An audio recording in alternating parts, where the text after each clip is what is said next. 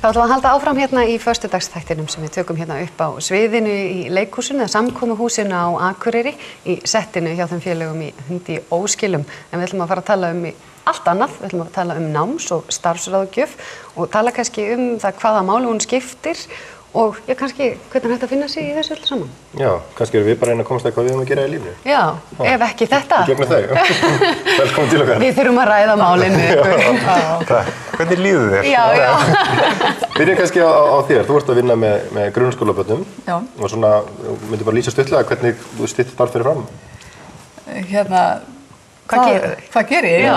Hvað gera náms- og starfsráðgjafar í grunnskóla? Þeir reyna svona að líta eftir nemendum, talsmaður nemenda, trúnaðarmaður og talsmaður. Og helst þarf persónuleg ráðgjöf náms- og starfsfræðsla. Það er svolítið einbeint það, reyna að byggja upp góða náms- og starfsfræðslu, alveg frá fyrsta bekk í rauninni, það er mikilvægt. Við erum með námstækni, fræðslu eða kennslu og já, svona bara vera vakandi yfir svolítið velferð nemenda að þeir séu svolítið að finna sjálfa sig og styrkleika sína í námi. Og þekkir maður marga með 40, 50 og 60 og jafnvel eldri sem maður veit ekki ennþá hvað þeir alltaf verða þegar þeir verða stórir. Hvernig gengur með krakkana? Eru þeir farnir að mynda sér einhverja afstæði í því hvað þeir vilja verða? Einstaka eru með mjög skýra sína hvað þeir ætla að verða þegar þeir verða stórir. Já. En ég held að það kannski fyrst og fremst það að þú vitir og hafi trú á því að það geti gert eitthvað þú verður stór. Að þú hafir þessa trú á eigin getu og svona þessu siglu til að vilja ná markmiðinu þínu, þó þú vitið ekki alveg í dag, þú ert kannski 10 ára eða 12 ára, en þá hefur allavega þessa trú á því að þú getur gert það sem þú vilt og langar til. En þetta náttúrulega líka svo ofboðslega breytt. Allavega upplifði ég það í uppvextinum að maður ætti að velja mjög fljótt hvað maður vildi gera að minnstakosti fyrir menntaskóla og vera skýr í afstöðu og fara á raungreinasvið og velja í rauninni bara hvaða laun þú ætlaðir að hafa og hvort þú væri raungreinasinnaður og svo framvegis og kemur náttúrulega í ljósa. Í dag er eiginlega þessi spurning hvað ætlar að verða þegar þú verður stór, kannski bara svolítið úrelt. Af því að þú ert alltaf að endurmeta þá þó þú farir kannski einhverja átt. Eða hvað? Fólk skiptir oftar allavega störf og svið. Jú, það er ekki lengur þannig að þú bara verðir í einu starfi og svo ertu bara í því út af ævina og ef þú varst það ekki þá varstu bara svolítið svona óstabíl. Já. Það er alveg eðlilegt að skipta kannski starfsvettvang 2-3 á ævinni eða þróið í einhverja áttir. Og Heimir, þú veist nú mikið það, þú ert nú að vinna með fólk á okkar aldri kannski, frekar? Já, ég hef líka unnið með börnum í grunnskóla og þekki það ágætlega, en núna er ég að vinna með fullorðnum námsmönnum og vinn hjá Símenntunarmiðstöð og þá er svona sviðið dálítið stærra því að þá erum við bæði að sinna fræðslu innan fyrirtækja og bjóða upp á nám þar. Eins erum við líka að bara efla og hækka menntunarstig á svæðinu. Það er eitt af okkar hlutverkum. Þannig að einhverjir hafa ekki klárað framhaldsskóla eða eitthvað slíkt, að þá höfum við svolítið verið að reyna að hvetja fólk til dáða þar. Og það er alveg rétt sem við verið sagt að við skiptum oftar störf. Foreldrar okkar kannski menntuðu sér til starfs og unnu það út ævina, en við erum kannski að horfa bara annan raunveruleika að við erum að læra heilmargt í þeirri vinnu sem við erum að vinna hverju sinni og tökum það með í næsta starf. Þannig að það er líka heilmikill skóli. En finnur þú fyrir því í dag að það sé jafnveg kúvending í starfi hjá fólki sem er búið að vera í einhverjum allt öðrum störfum? Það eru allavega tækifæri til þess og eins og mín stofnun, hún býður upp á náms- og starfsráðgjöf fyrir alla, þannig að bara Eyfirðingar hér geta komið til okkar og leitað eftir ráðgjöf. Og þá er einmitt þessi kannski gamli draumur, mér langaði að gera eitthvað allt annað en ég hef alltaf gert og hvernig á ég fara að því. Og þá kemur okkar fagmennska, ráðgjafana, að finna leiðir, raunhæfar leiðir í samstarfi við þennan einstakling. Og mér finnst að sjá kraftaverk ofta ári í þessum efnum, að sjá fólk bara að vaksa og upplifa drauma sína. En þeir sem bara hafa ekki hugmyndu hvað þeir vilja gera, hvað gerir við þá? Ég ráðlegg þeim að bara, leggja af stað. Bara leggur af stað í eitthvað ferðalag og hvernig þá til þess að sækja sér einhverja menntun. Og ég segi það er heldur ekki þá kemur að því að það hlýtur að vera svolítið mikil áhætta að velja sér menntun ef þú veist ekki hvað ætlar að verða. Já, en svona kannski að fyrstu stígunum sem þetta var í framhaldsskóla, að þá í rauninni það ekki alveg, þú ert ekki, eins og sumir hugsa sko, ef ég fer ekki á raungreinabraut, eins og þú nefndir áðan, að þá það svona, ef ég loka einhver dyrum að ég vildi fara eitthvað í þá átt ég búin að ákveða hvað ég ætla að gera. En ég segi, þú ert í rauninni aldrei að loka neinn dyrum. Sko, allt nám nýtist þér. Og svo ef þú velur eitthvað annað sem kannski ekki alveg í þá átt sem að byggja svolítið grunn undir, að þá bara bætir við þig. Kannski svona saman hvað þú gerir ekki neitt. Já, í rauninni sko. Já, svolítið vera bara, þú ert bara svolítið á leiðinni því að það alveg eðlilegt að maður sé ekki búin að ákveða 15 ára, 16 ára, þú veist, hvað ég ætla að verða eða hvað ég langar kannski raunverulega til að læra. Ég fekk nefnilega á tilfinninguna sko þegar að ég vissi nokkuð hvað ég vildi verða. Ég vissi samt ekki hvaða leið ég ætti að fara í því. En ég þurfti að fara í framhaldsskóla, samkvæmt öllum reglum samfélagsins. Og ég fór á viðskiptabraut af því að það var svo sem mikið annað í boði að ég vissi ekkert hvað að gera.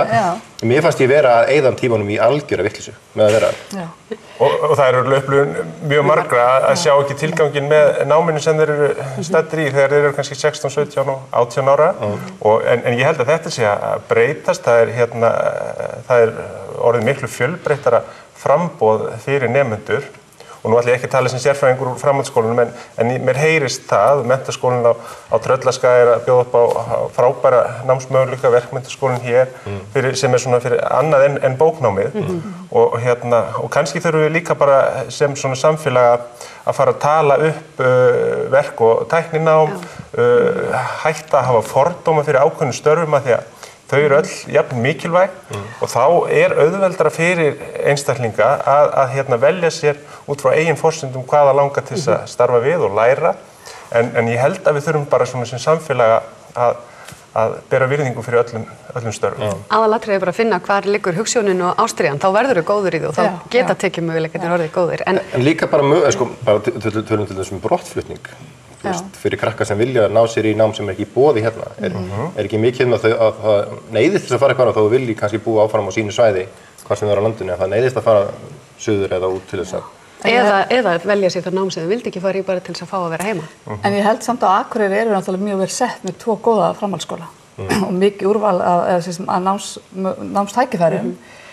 En ég held að því við vorum að tala sko, vita hvað maður vill verða, þá held ég að starfsfræðslan í grunnskóla svo mikilvæg að því leitum til ef þú ert svolítið að vinna með það, að skoða störf, hvað í boði og máta það inn í alls konar, að þá svona meiri líkur á því að þú svona hafið hugmyndir það, hvað störfi fela í sér. Og nemendum boðið upp á held ég öllum skólum á Akureyri, grunnskólanum, 10. bekkingum, að fara í áhugasviðskönnu sem heitir Bendill og þannig líka fyrir eldra fólk. Og þá svolítið líka að vera kortleika áhugasviði. Til þess að sé að reyna að hjálpa hann til þess að finna út hvað liggur áhuginn minn og áhugasvið. Og það getur svona gefið ykkur vísbendingar þá í hvað átt á ég að fara.